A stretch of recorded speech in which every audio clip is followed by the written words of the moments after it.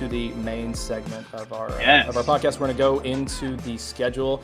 And how long ago was it that the non-conference got announced? That was like a month ago. Does that feel right? Okay, cool. Yeah, that's what I was Ish, thinking.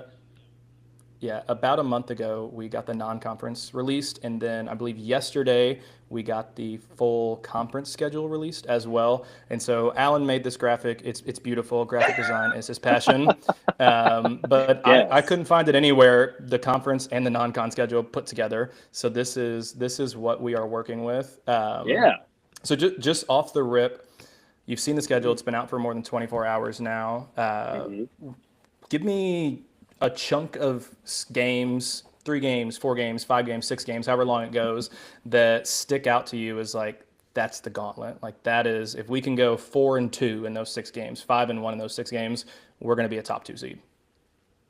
Yeah. So I think in the non-conference, it's starting with there's just 4 games in a row at Tennessee, at Arkansas in Fayetteville, like a true road game, whatever. We've talked about this. Are they road games or neutral? There's going to be 90% of their fans, whatever. At Arkansas and Fayetteville, Indiana in Indianapolis feels like a road game-ish. We'll probably travel well. Oh, it's doing the thing again where I hold up. Can you see me? Yeah. You just got balloons. Congratulations on whatever the news was. Yeah, dude, and this happened one time in a different live stream or whatever it was. I was with Presley and I was counting stuff and I stuck up a 1 and a 2 and then the balloons came again. So funny. Anyway, let me get back to business and I won't put up fingers or distract anybody with balloons. So at Arkansas and Fayetteville, Indiana in Indy, Memphis in the Yum Center. I still think that's going to be kind of a dogfight and a trap game, mind you. And then at Tennessee and Knoxville. I think that's a brutal stretch, and that's only 13 days, 4 games. 4 of those games are in less than 2 weeks. So I think that's brutal, and that's just non-conference. But the one that really stuck out to me, and I shared this last night on Twitter, was you have, and it's starting with the home game. Will Wade comes into town with NC State, and that is on February 9th. From that, you go, February 9th, you go into – so that's in, and I'm going to talk about this in a minute too. That's in Dallas. I'm sorry. That's in, where are we at? I'm sorry. That's in Louisville. The next one is, what happened? Okay, here we go. You're talking about, NC State's at home, and then Baylor is neutral site in Fort Worth. Yeah, I lost my screen. Sorry. I had my small graphic here. NC State on the 9th. Then you have Baylor on the 14th in Fort Worth. Then you have SMU and Dallas. Mind you, those are just a few days away. Those are like 3 or 4 days away, Dallas and Fort Worth. So the team will probably stay there. I'm going to get into that in just a second about how Pat Kelsey's a genius. And then you go into you have Georgia Tech at home. But we lost that game last year. He was on the road, to Georgia Tech in Atlanta. But that was one of the stunners that we were like, man, we just felt like we weren't the better team that day. And then you have North Carolina and Clemson on the road. And I think, so let me just read that real quick again. NC State at home, Baylor in Fort Worth, SMU on the road, Georgia Tech at North Carolina at Clemson. Now, to me, that is the gauntlet, because you have like some old from losses past in Georgia Tech. That could very well be a trap game if you're getting up for these other games so much. Your preparation may slip a little bit. You may overlook some things. Georgia Tech may have nothing to lose at that point, just like they did last season. It could, and this is a much better team, but it could be, not that it could be a nightmare, but it could be troubling. That's all I'm going to say.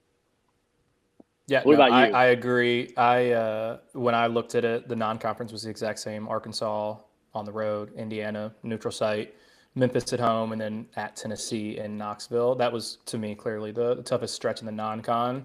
And then the conference stretch that stuck out to me the most is really similar to yours. Mine just starts a few games before and then ends a few games before yours. But mine is the stretch from January 26th to February 17th. So that is at Duke, only 1 day of rest after the Virginia Tech game. So that'll be a Saturday and then a big Monday game with only 1 day of rest in between.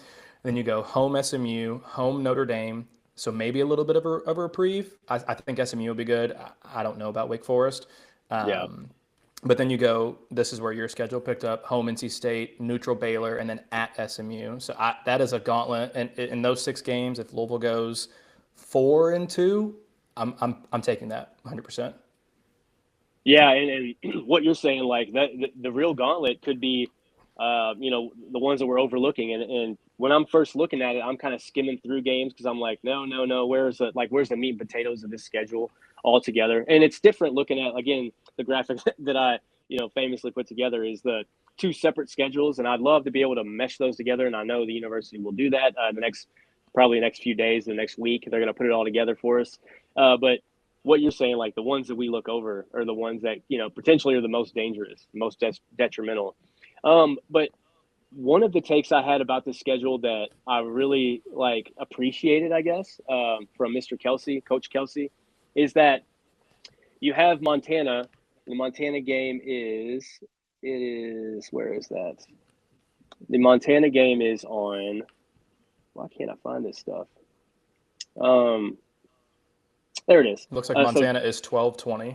12-20, my fault. I was looking up in the conference schedule. 12-20 Montana, right? So then you have a 10 to 11 day holiday break, so a nice gap.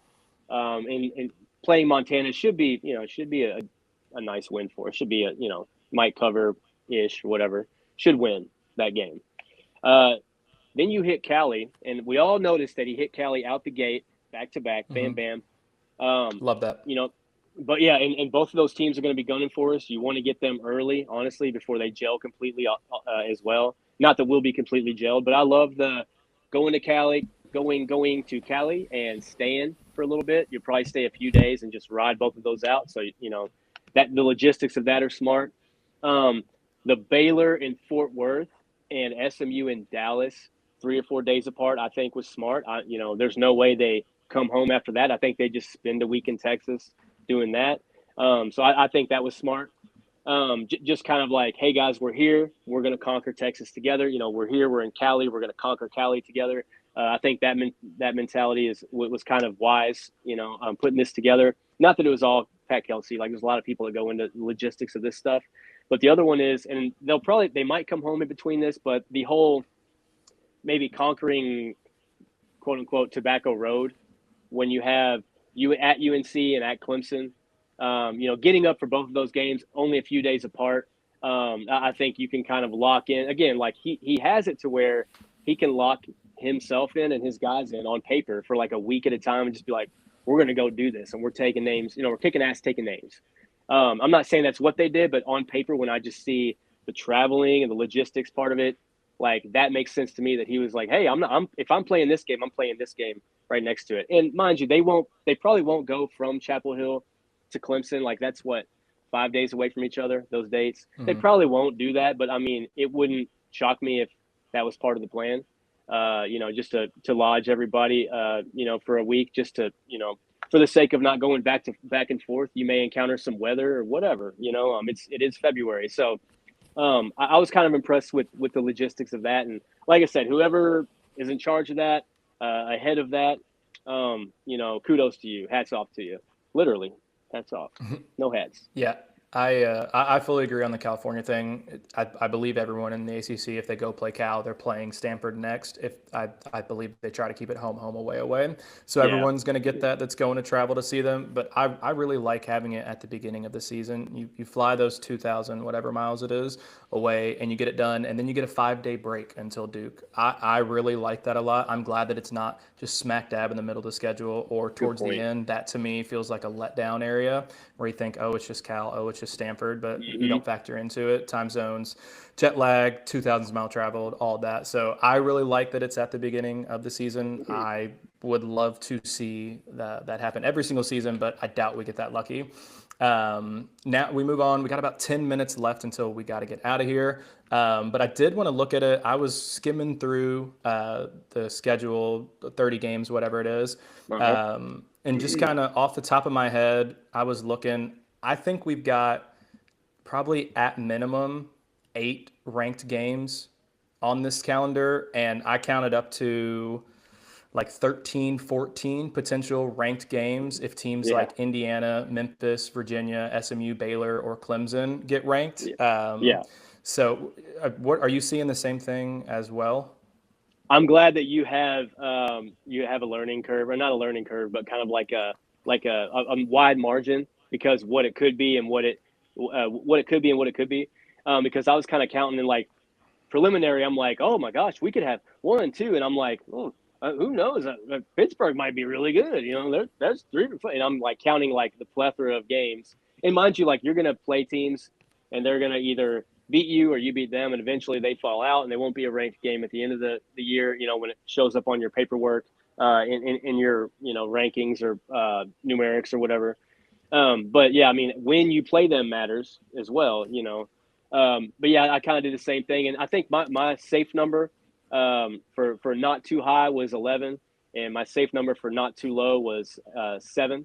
So I kind of have I think my healthy prediction would be like an 8 or 9 games.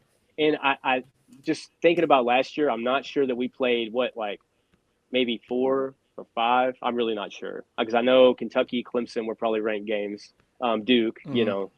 So maybe 4 to 7 last year. So anything more than that, especially in the non-conference, that way, like Pat Kelsey said, like, they're going to know we didn't duck the smoke.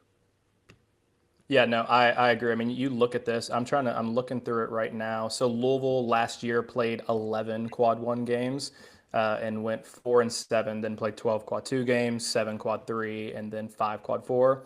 To me, I think we've got a guaranteed probably 13 quad 1 games, with the home, away, and neutral sites. You got Kentucky, Arkansas, Duke twice, Tennessee, NC State, Indiana, Memphis, Virginia, SMU twice, Baylor, Clemson. So that's 13 games right there. I'd say probably at least 12 of those are guaranteed to be quad 1 at worst. And that doesn't even include a team like Florida State or Pittsburgh or Notre Dame or somebody surprising you and jumping up into that quad 1 area, with a little bit better season than we expect. But looking at all that, seeing at least 10 quad 1 games as potential resume builders, what do you think Louisville's record has to be a top 2 seed in the NCAA tournament come March 2026?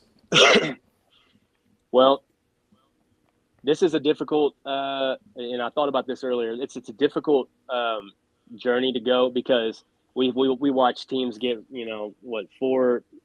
3, 4, 5 seeds with double-digit losses. So I think that was kind of the mentality, is that we're going to play these games, and if we I think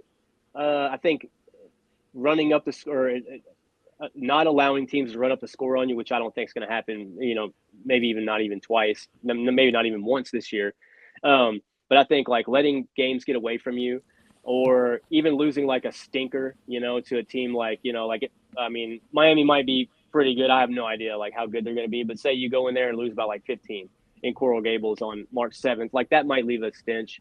But at the end of the day, like, I don't know. It's tough, it's out of 30 games. So I think for the non-conference, I had us losing 2 of those. And I think the ones, I can't remember off the top of my head, but I think they were Arkansas, and then like pencil in a stinker. But I think Arkansas and Baylor were the ones that I had us circumstantially losing those games. So for the conference, I can do this live for you. California win, Stanford win. I think we're going to lose one of these Duke games, so that's 1. I think we're going to lose one of the SMU games this year. I think that's 2. I think we lose another stupid road game. Like I said, I think that my gut tells me like Miami or Clemson, so that's 3. I think we have 3 conference losses, because I do think we get Duke once this year. I think we get them at least once. So 3 conference losses and 2 non-conference, so 5 losses. What is that? 25 and 5 out of 30 games. So yeah, give or take. People can argue, oh yeah, pump the sunshine. Well, I just said we would lose a stinker. A lot of people are not going to predict that, and I think that's just a Louisville thing. Since the beginning of my fanhood, there's been at least one of those on the schedule, whether it's Towson State in the 90s that we all remember, all of us old people, or Georgia Tech last year. Like, it's bound to happen. That's the mouse in my brain as I keep referencing him. That's what he tells me, is that it's going to happen. What did you think? Like, overall record, like, off the hip, what do you think? Yeah, I haven't broke down the schedule game by game, and it's always tough to do. Yes. But I was looking at the one seeds last year and the two seeds last year. They had between 3 and 5 losses. I think Duke had 3 losses and Auburn had 5. And then last year, the two seeds had between 4 and 8 losses. Those 7, 8 loss teams were SEC teams. So I don't think if we lose 8 games, I don't think we're a 1 or 2 seed, just because we're not playing in the SEC. Yeah. But with your prediction, 5 losses, I think a 1 seed is attainable. I think a 2 seed would almost be guaranteed. I see us probably somewhere in that 5 to 6 to maybe 7 losses. And I think that would keep us at a 2, 3 seed probably at worst. The 3 seeds last year had 8 to 12 losses. And again, those 12 loss teams were SEC teams. Yeah. I just keep repeating that. Yeah.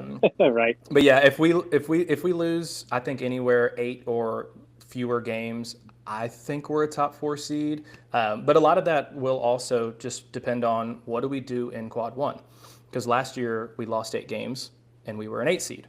Well, that's because we went 4 and 7, and I think we should have been higher seeded. But the selection committee's decision making was because we went 4 and 7 in quad one.